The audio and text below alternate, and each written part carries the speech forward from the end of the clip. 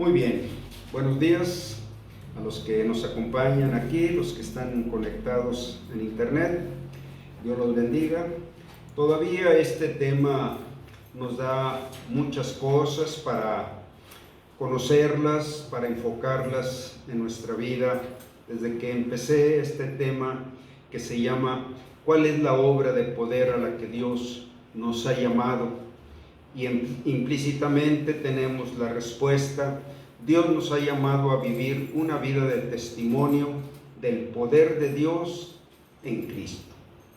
Bueno, esto enfoca principalmente cómo Dios quiere cumplir su plan en nosotros. Somos seres mortales, seres tan limitados en nuestra mente, en nuestra sabiduría, nuestra capacidad para comprender las cosas gloriosas, eternas, majestuosas de Dios.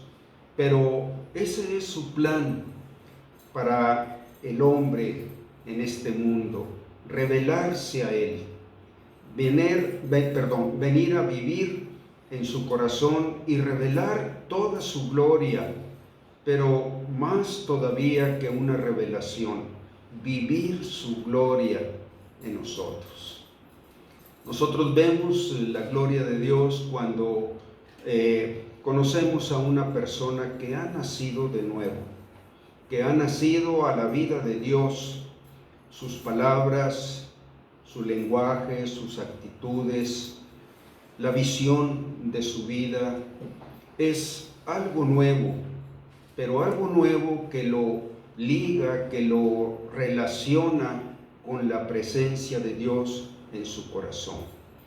En otras palabras, literalmente es Dios manifestándose a través de esta vida débil y mortal, pero con una luz, con una esperanza, con una revelación, con una sabiduría, con un mensaje nuevo en su vida y en su boca.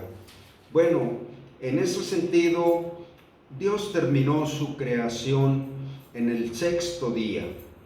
Y Dios dice que vio que todo lo que había creado era bueno. Pero en ese sexto día ya había creado al hombre también.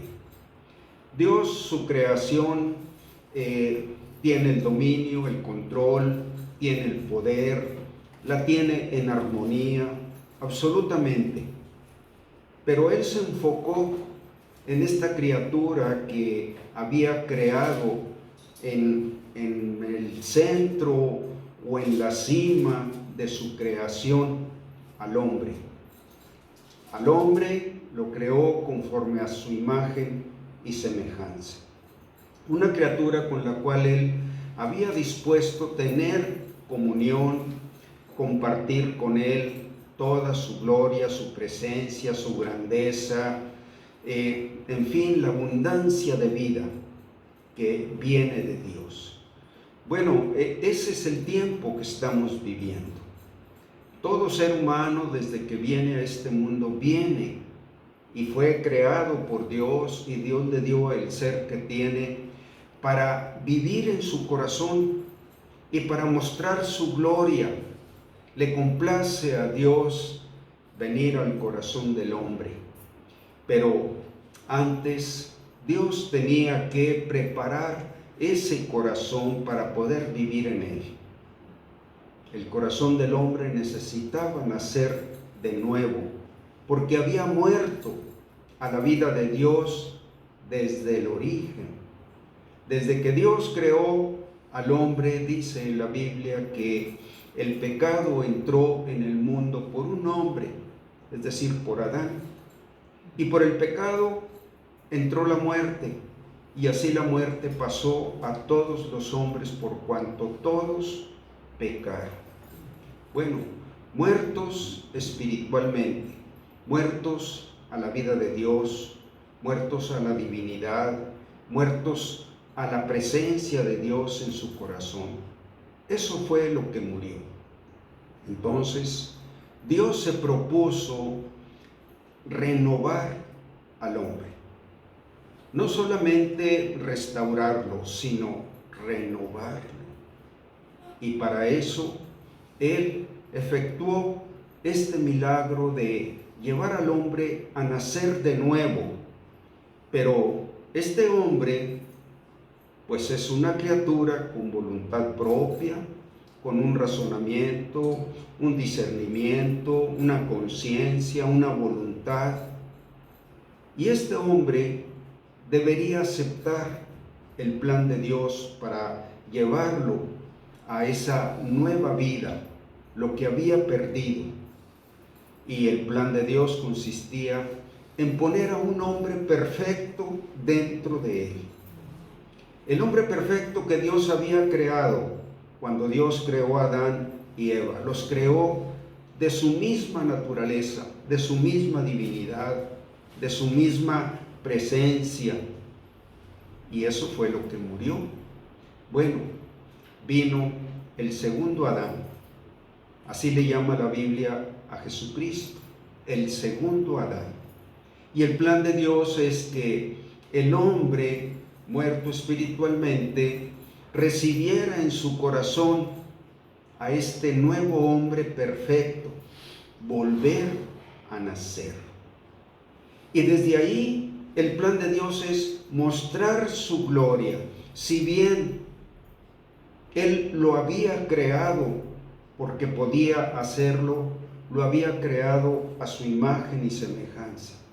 Pues mayor gloria es que un hombre que tiene un libre albedrío, su propia voluntad para decidir, para elegir qué quiere hacer de la vida que Dios le dio, pues la gloria de Dios es convencer ese corazón que necesita nacer de nuevo para volver al reino de Dios, para volver a ver el reino de Dios. Su gloria es persuadir al hombre, convencerlo de pecado, de justicia y de juicio, y traerlo a una voluntad que decida morir a esa vida separada de Dios, una vida que se fue llenando y llenando solo de pecado. No hay algo más en el corazón del hombre, solo el pecado. Es lo que dice Dios, y Dios nos pone delante de un espejo para que veamos esto. Hay una cita en la Biblia que dice que lo que sale del corazón del hombre, eso contamina al hombre, porque del corazón salen los malos pensamientos, los hurtos, las avaricias, las envidias, los adulterios, las fornicaciones, las maledicencias y todas las maldades del corazón del hombre salen. Bueno, ese es un espejo en el cual nosotros nos podemos ver. Es lo que llena la vida del corazón del hombre. Un corazón contaminado por el pecado. Pues el plan glorioso de Dios es hacer nacer en ese mismo corazón un hombre nuevo según Cristo. Por eso en el mensaje de Dios la palabra arrepentimiento es decir, ya no quiero tener mi vida, mi corazón lleno de lo que lo tengo ahora. Ahora quiero recibir a Cristo. Y sé que para que eso fuera posible, pues Él tuvo que pagar ante la justicia divina todos mis pecados, mis culpas, mis rebeliones, todas mis idolatrías, todo el pecado. Él pagó para dejar ese vaso limpio y que Él pudiera venir a morar en nuestro corazón. Bueno, pues la gloria de Dios es llevar al hombre a que acepte, a que quiera, a que crea que Él puede volver a nacer si acepta el plan de Dios a través de Jesucristo. Y desde siempre, desde Adán y Eva, nosotros los vemos vestidos con una túnica de piel, la piel del cordero. el Cordero que habría de venir y que habría de quitar el pecado del mundo. Vemos a Abel trayendo una oveja, lo mejor de las ovejas, una ofrenda a Dios. Él se presentó a Dios con Cristo. Bueno, desde allá viene reflejado el enfoque de Dios para toda la humanidad. Abel y Caín fueron nacidos de Adán y Eva cuando ya eran pecadores. Y uno dispuso aceptar el plan de Dios, que fue Abel. Dice en Hebreos que por la fe Abel ofreció más excelente sacrificio que Caín. Bueno, ese excelente sacrificio es la excelencia de presentarse con Cristo. Ellos lo sabían, Dios se los hizo saber, como le estoy yo comentando en este momento. Y ellos quisieron, creyeron y recibieron a Cristo, que habría de venir muchos siglos después. Pero creyeron en el que iba a venir. Bueno, para nosotros es la misma fe. Nosotros miramos hacia atrás al que ya vino y seguimos viendo al mismo Cordero de Dios que quita el pecado del mundo. Y ese Cordero de Dios es el que vive en nuestro corazón para representarnos justificados, aprobados, santificados. Y ese hecho, eso es la gloria de Dios. Vivir en un corazón que se convirtió en un enemigo, en un extraño para su Creador, convertirlo para que Él viva. Y en la Biblia se menciona una sola vez este término: Abba, Padre, Padre mío, Papi. Es una relación tan íntima cuando el Espíritu de Dios está en nuestro corazón. Ya no somos extraños y enemigos en nuestra mente haciendo malas cosas. Ahora Dios nos ha reconciliado consigo mismo por Cristo.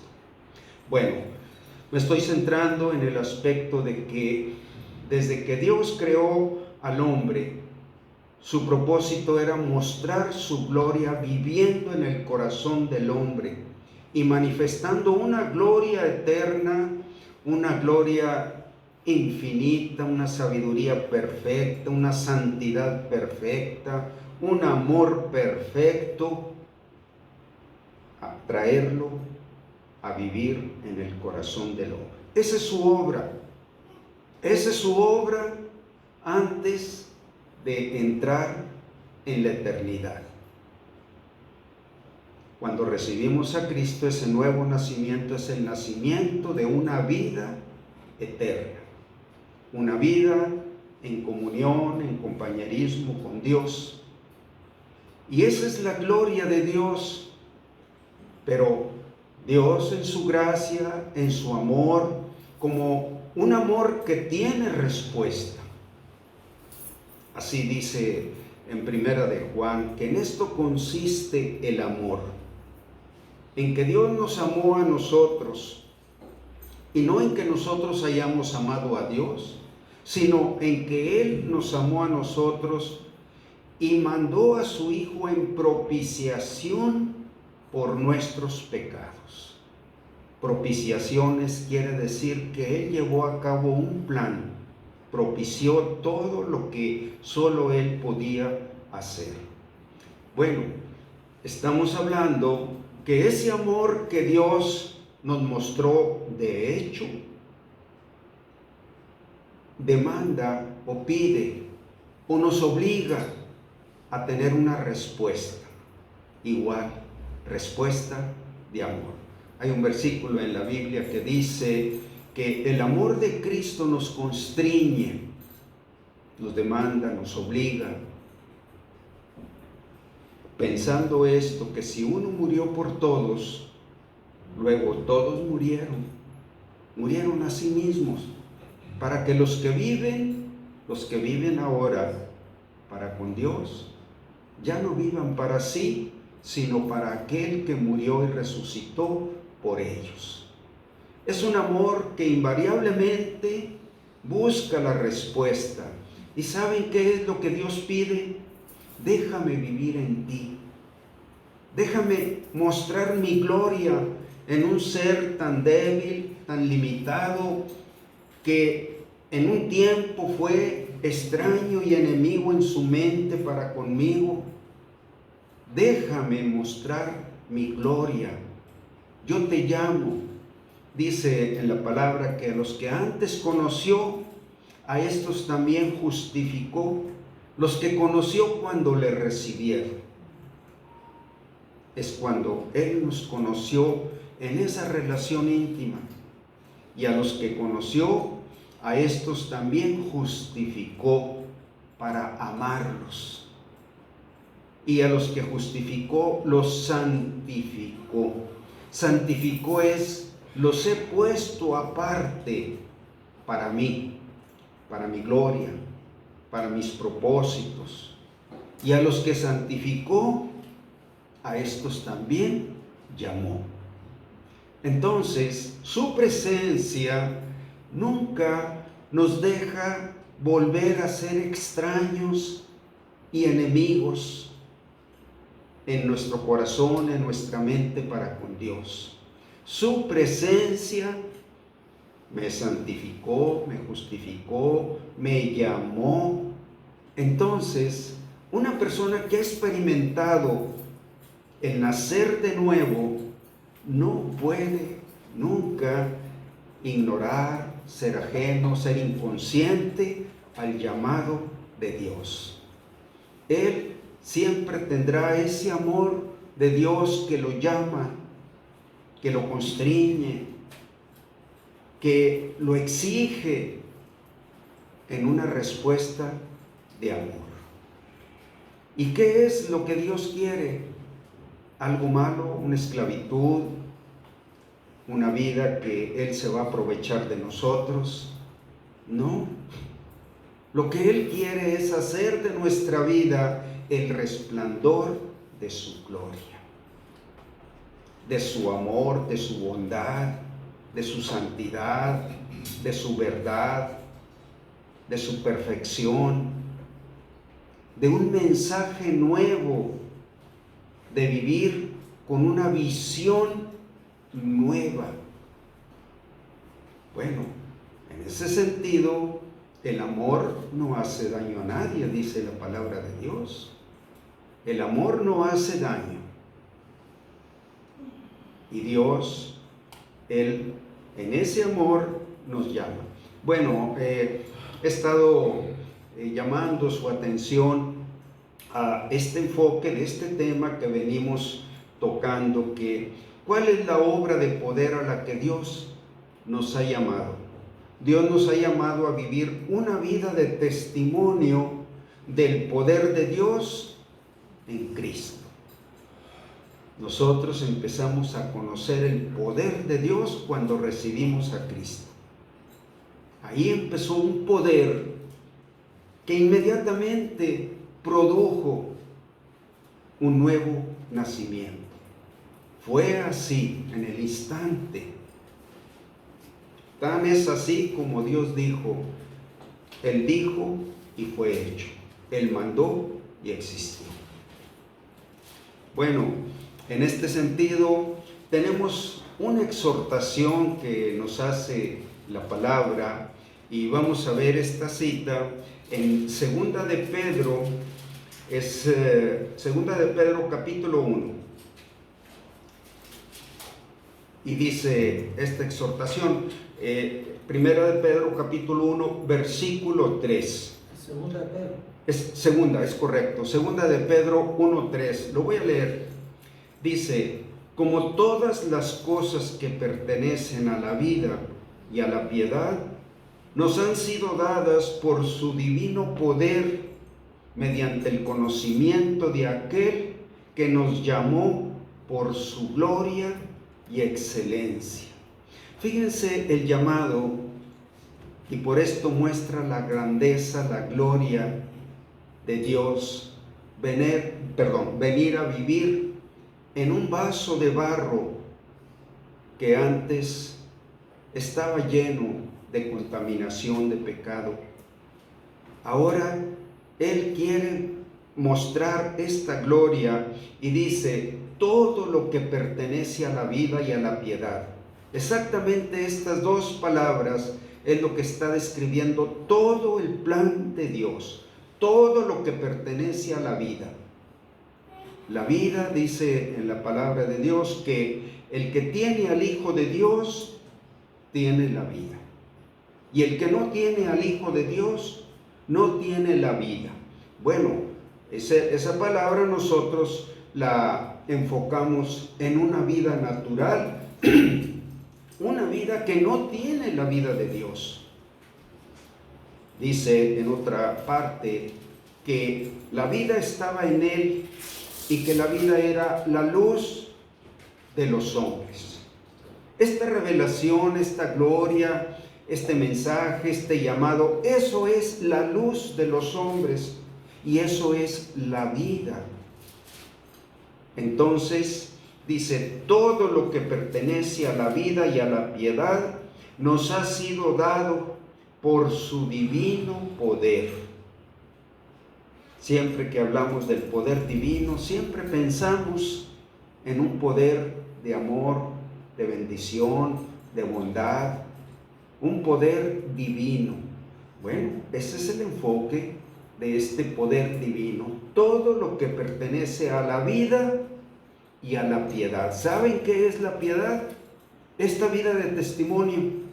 Cuando Dios tiene mi vida y Él está llevando su mensaje, sus palabras, sus principios, sus promesas, sus planes, cuando yo vivo para eso, estoy viviendo en la piedad. Eso es la piedad. Y cuando yo le entrego mi vida a Dios, Él me está haciendo un mensaje vivo para otros que todavía no le han conocido.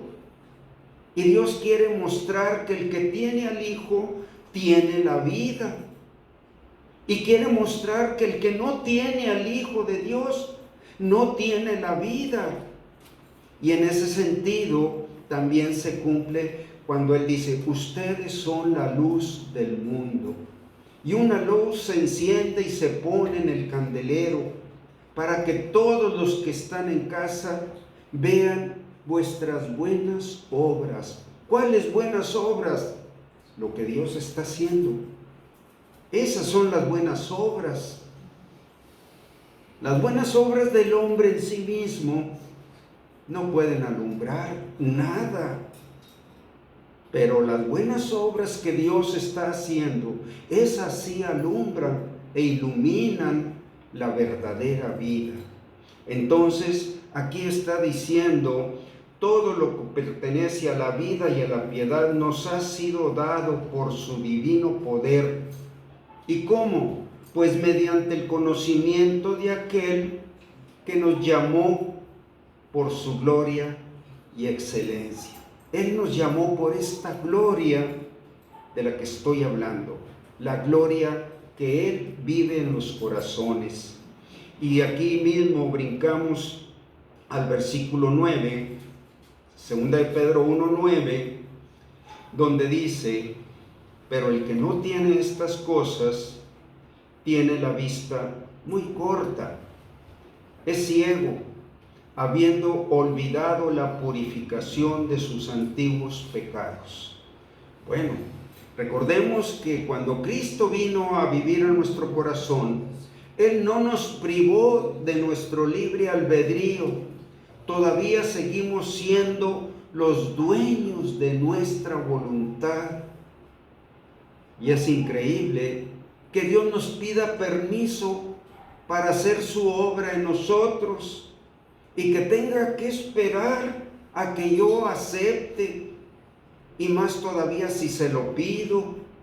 Bueno, así es la gloria de Dios, que sin quitarme esa libre voluntad para elegir, sí, vive en mí más y vive más y manifiéstate más y habla más, pero si mi corazón le dice, no, todavía no, todavía espérame, todavía estoy ocupado en otras cosas, todavía quiero hacer algo de mis planes, y Dios espera,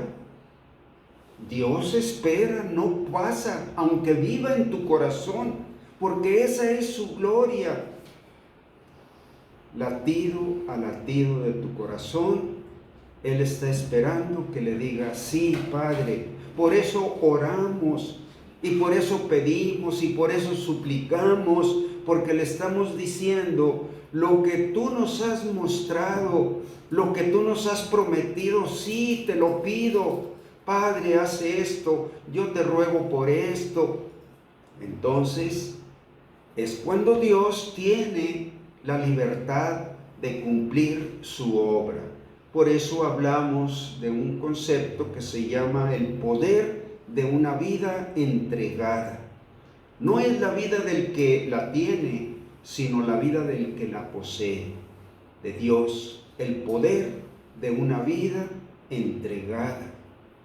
Bueno, en ese sentido, este versículo se convierte en una exhortación diciendo, pero el que no tiene estas cosas, tiene la vista muy corta, es ciego, habiendo olvidado la purificación de sus antiguos pecados. ¿Qué quiere decir? Que Dios, cuando entró a tu corazón, limpió ese vaso, lo limpió para poder morar allí. Y en este sentido, el que ha olvidado esa purificación, pues no tiene una visión para qué Dios quiso venir a vivir a su corazón. Es ciego, tiene la vista muy corta, no sabe que sus días son para vivirlos llenos de la gloria de Dios. Pero recordemos que es un llamado en que cada cosa que Dios quiere hacer, Él esperará a que tú lo quieras y que tú lo pidas. Él no va a hacer nada fuera de lo que tú quieras que se haga. Y sigue diciendo, por lo cual, hermanos, tanto más procurad hacer firme vuestra vocación y elección. ¿Cuál vocación? La vocación de una vida en Cristo. Esta es la carrera que yo quiero vivir. Esa es mi carrera. Esa es la profesión en la cual yo quiero proyectar mi vida. Una vida en la voluntad de Dios en Cristo. Hacer firme vuestra procurar, dice, por tanto, procurad hacer firme vuestra vocación y elección. Es como si Dios nos llevara al principio. Acuérdate cuando invocaste mi nombre, ¿qué me dijiste? Me dijiste que ya no querías vivir así, que te arrepentías, que te perdonara.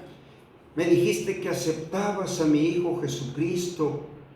Y Dios nos está llevando siempre a esa decisión, hacer firme vuestra vocación y elección, porque haciendo estas cosas no caeréis jamás. Bueno, este es el aviso. Cuando un creyente, en la palabra de Dios se nos muestran hijos obedientes, hijos entregados, hijos que han llegado a la madurez, pero también nos muestran hijos desobedientes, hijos de Dios, que tomaron la misma decisión que todos los demás que han recibido a Cristo. Y en la Biblia nos habla de un hijo pródigo que se alejó de la casa del Padre y su vida se convirtió en una vida miserable. Y aún allá nunca olvidó que él de quién era hijo y regresó. Bueno, un creyente que hace caso omiso a estas manifestaciones, su vida nunca va a ser una vida feliz, contento, porque Él renunció al pecado. Él crucificó el pecado junto con Cristo. Él llevó a la cruz todo lo que había sido su antigua vida y ahora vuelve a comer del ajenjo, el fruto amargo. Entonces Él nunca más será feliz. Y dice, porque de esta manera les será otorgada amplia y generosa entrada en el reino eterno de nuestro Señor y Salvador Jesucristo. ¿Cómo entrada? Que ya no entré cuando yo recibí a Cristo. Aquí la entrada está diciendo a que tú disfrutes la abundancia de los bienes de Dios. En amplia y generosa entrada al reino de nuestro Señor y Salvador Jesucristo. Hay un versículo en el Evangelio de San Juan 10:10 que dice, yo soy la puerta. O Juan 10:9, el que por mí entrare será salvo, y saldrá y hallará pastos. Saldrá a esta vida que está adentro del reino de Dios, y hallará pastos. Pastos es toda la vida abundante que Dios tiene para nosotros. Entonces, esa vida abundante se cierra al corazón de un creyente que no responde al llamado de Dios. Dice, porque de esta manera os será otorgada amplia y generosa entrada en el reino eterno de nuestro Señor y Salvador Jesucristo. Por esto yo no dejaré de recordarles siempre estas cosas, dice el apóstol Pedro, aunque ustedes las sepan y estén confirmados en la verdad presente.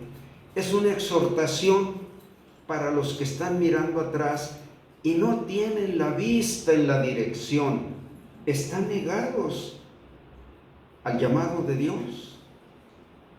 Bueno, es tremendo nuestro corazón. Solo la palabra de Dios puede conquistarnos, puede darnos la fe, puede darnos los anhelos de Dios. Ese es el poder de las palabras de Dios. Así lo dice el apóstol Juan.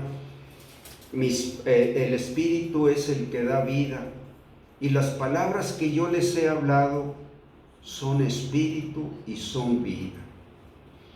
Bueno, entonces tenemos esta exhortación para no hacer caso omiso, tener en poco, o retardar, o ser negligentes, o ser indolentes. Indolentes, ¿por qué? Porque ha olvidado la purificación de sus antiguos pecados. Indolente es hacer vana la cruz de Cristo. Eso es lo que quiere decir indolencia. Bueno, vamos a hacer una pausa aquí.